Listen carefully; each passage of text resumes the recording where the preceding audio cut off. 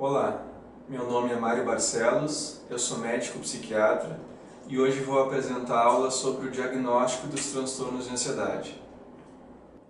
A ansiedade é um mecanismo evolutivo, uma ferramenta da qual sempre precisamos para detectar perigos e nos preparar para enfrentá-los. O transtorno de ansiedade está presente quando essa nossa útil ferramenta está desregulada. As características que indicam essa desregulação são as seguintes. Quando a emoção, no caso a ansiedade, é desconfortável e inconveniente. Quando ela surge na ausência de um estímulo externo, como uma situação de perigo real, claro ou grande o suficiente para justificá-la. E quando há uma clara desproporcionalidade do que é sentido, tanto em termos de intensidade, quanto em persistência e frequência. Mas o termo transtornos de ansiedade é amplo e impreciso. Ele agrupa em uma mesma classe transtornos que apresentam como fator central a desregulação da ferramenta que eu citei anteriormente. Os transtornos de ansiedade dos quais vou falar aqui são o transtorno de ansiedade generalizada, ou TAG, o transtorno de pânico, o transtorno obsessivo-compulsivo, ou TOC, o transtorno de estresse pós-traumático, ou TEPT, e o transtorno de ansiedade social, ou fobia social. Na classificação diagnóstica mais recente, o DSM-5, o TOC e o TEPT foram alocados em capítulos próprios, fora do grupo de transtornos de ansiedade. No entanto, por questões didáticas, vou falar deles nessas aulas. Como a ansiedade é uma emoção e está dentro de um espectro que vai da normalidade à doença, sua detecção pode ser difícil. Uma dica útil é prestar especial atenção a determinados perfis que podem sinalizar a presença de um transtorno de ansiedade. Esse é o caso do paciente com sintomas somáticos sem explicação médica, que vale ressaltar que é a principal apresentação da ansiedade na atenção primária. É o caso também do paciente ansioso, sendo essa ansiedade uma queixa do paciente, dos familiares, ou ainda uma impressão do médico ou de outros profissionais da saúde. Pacientes que passaram por algum estresse importante, como perdas ou traumas, também fazem parte do grupo. É o caso ainda dos indivíduos que buscam de forma recorrente o serviço de saúde, seja a atenção primária ou outros contextos de atendimento, o que pode estar ocorrendo em função da ansiedade. E por último, é o caso daqueles pacientes com história familiar de transtornos psiquiátricos, especialmente transtornos de ansiedade, já que os fatores genéticos e ambientais fazem parte da etiologia dos quadros.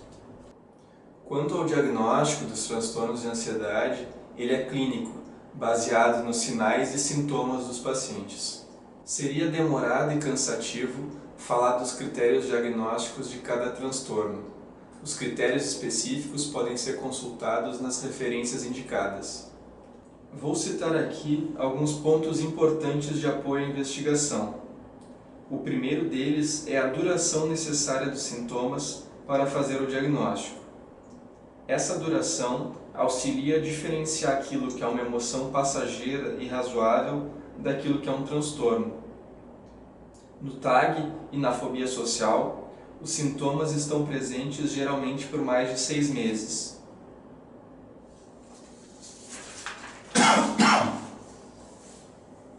No pânico, além dos ataques de pânico, é necessário pelo menos um mês subsequente de preocupação a respeito da possibilidade de novos ataques, sobre as consequências de um ataque prévio ou ainda a presença de alguma mudança no comportamento, como evitações.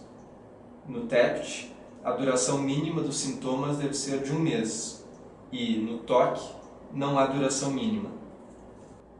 Outros pontos importantes que nos ajudam no diagnóstico são os seguintes: o sofrimento e prejuízo que os sintomas estão causando, o que serve, assim como a duração dos sintomas, para fazer a diferenciação entre uma emoção adequada e um transtorno.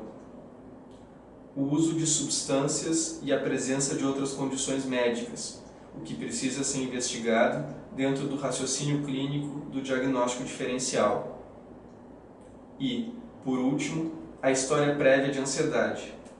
Esse item não faz parte das classificações, mas é muito útil no dia a dia para que possamos estabelecer um diagnóstico.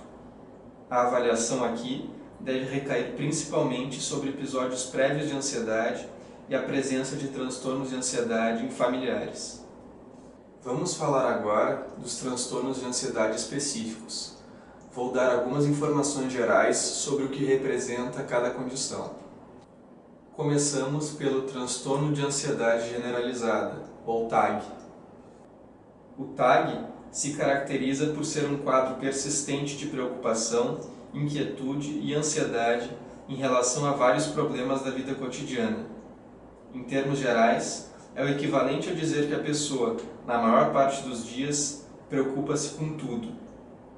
Essa preocupação excessiva não é controlável pela simples vontade do paciente e costuma atrapalhar intensamente as atividades do dia a dia, sejam as atividades profissionais, sejam as relações pessoais.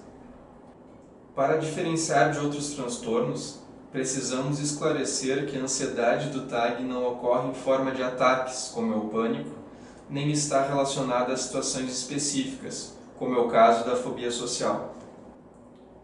Os sintomas centrais costumam ser inquietude, cansaço, dificuldade de concentração, irritabilidade, tensão muscular e insônia.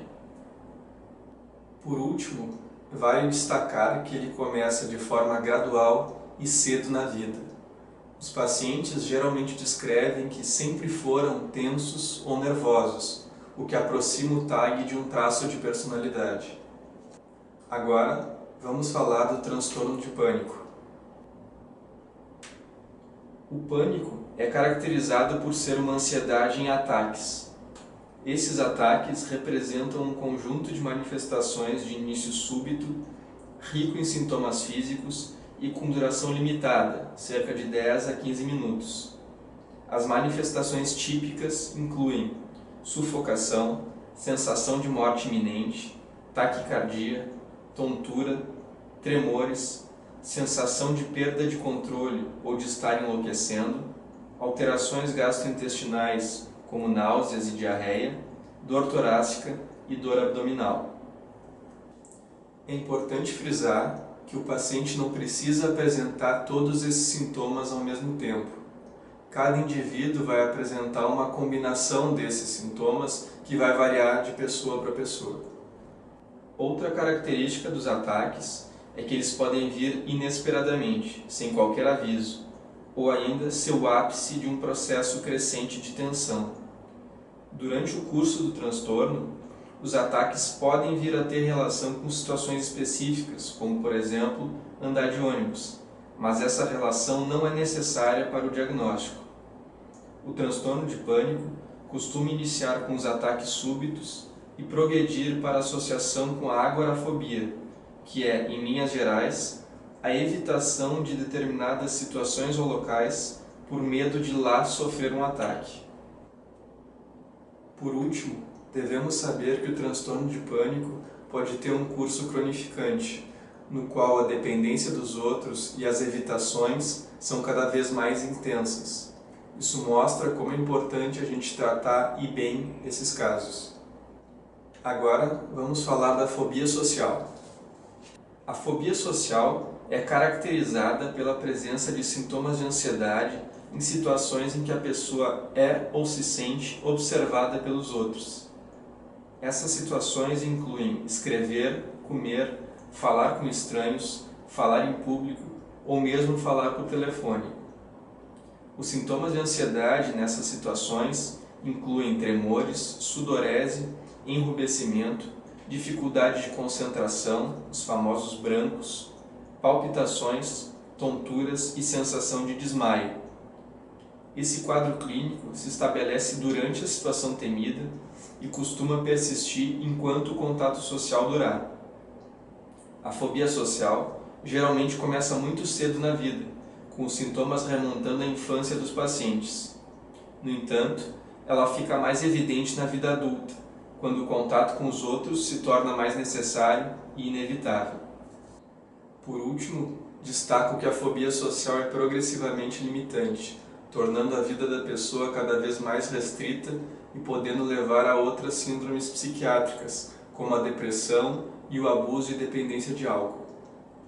Vamos passar agora ao transtorno obsessivo compulsivo, ou TOC.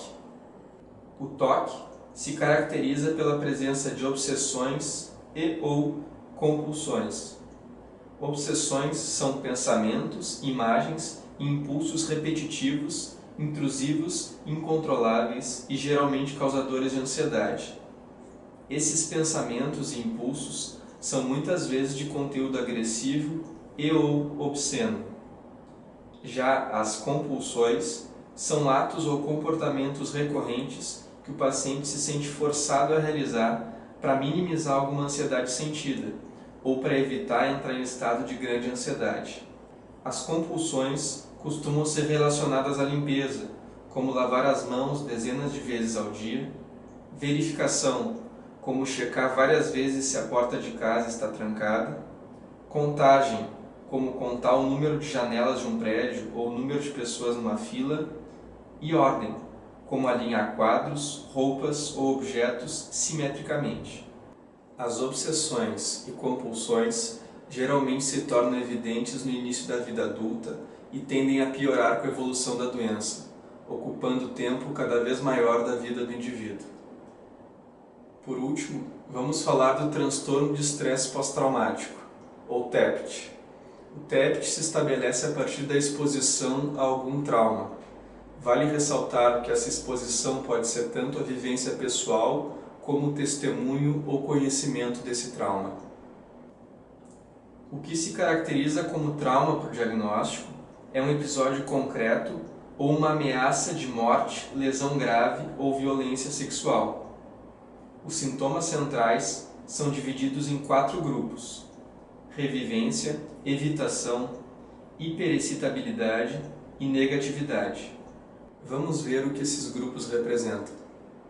A revivência é caracterizada por sonhos, flashbacks e lembranças angustiantes, invasivas e involuntárias relacionadas ao trauma. A evitação é o esforço para evitar qualquer coisa, como pessoas, lugares ou atividades, que desperte recordações, pensamentos ou sentimentos relacionados ao trauma. A hiperexcitabilidade é a presença, após o episódio traumático, de irritabilidade, agressividade, autodestrutividade, hipervigilância, sobressaltos, dificuldade de concentração e perturbação do sono. A negatividade inclui alterações negativas na cognição e no humor, como a incapacidade de lembrar do evento traumático, expectativas negativas a respeito de si e do mundo, estado emocional negativo, como sentimentos de medo, raiva e culpa, além de isolamento social e anedonia. Tendo realizado um panorama geral do diagnóstico dos transtornos de ansiedade, finalizo essa aula. Até a próxima!